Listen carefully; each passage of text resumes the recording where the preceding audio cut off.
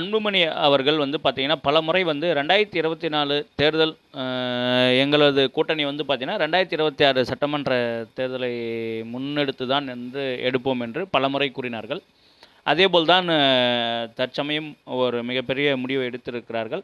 அதாவது 2024 தேர்தல் முடிவுகள் எப்படி இருக்கிறதோ, அதை பொறுத்து தான் 2026 சட்டமன்ற தேர்தல் வந்து எதிரொலிக்கும் என்று சொல்லியிருக்கார்கள். கடந்த காலங்களில் பல முறை அவர் வந்து அதிமுகவிலிருந்து கூட்டணியிலிருந்து வெளியே வந்ததுக்கப்புறம் இந்த கருத்தை பல முறை பதிவு செய்திருக்கிறார்கள். இது வந்து நிறைய பேர் வந்து இதை கவனிச்சிருக்க மாட்டாங்கன்னு நினைக்கிறேன். அதற்கான ஒரு காணொளி தான் இப்போ நம்ம வந்து இதை போட்டிருக்கோம். கண்டிப்பாக வந்து பாட்டாளி மக்கள் கட்சி பாரதிய ஜனதாவுடன் சென்றது சரியான முடிவாக தான் இருக்கும். இதோ பாருங்கள் அவரது முன்னெடுப்போம். 2026 தமிழ்நாட்டில் கூட்டணி ஆட்சி தான் உறுதியாக நடக்கும். அதற்கேற்ப வியூகங்களை 2024 நாடாளுமன்ற தேர்தலில் நாங்கள் எடுப்போம்.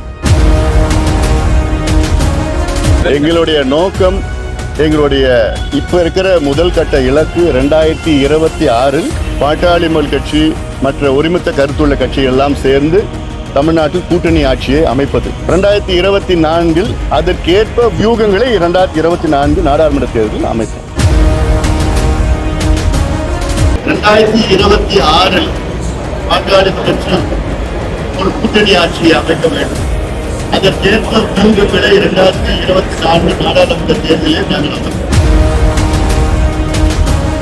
2026 தமிழ்நாட்டில் பாட்டாளி மக்கள் கட்சி தலைமையில கூட்டணி ஆட்சியை நிச்சயமாக நாங்கள் அமைப்போம்.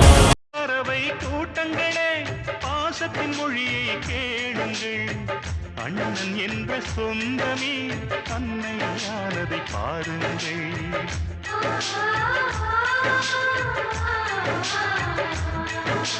சிலுவைகளை நீ சுமந்து மாலைகள் எமக்கு சூட்டினாய். சிறகடிக்கும் பறவைக்கெல்லாம் வானத்தை போல மாறினாய்.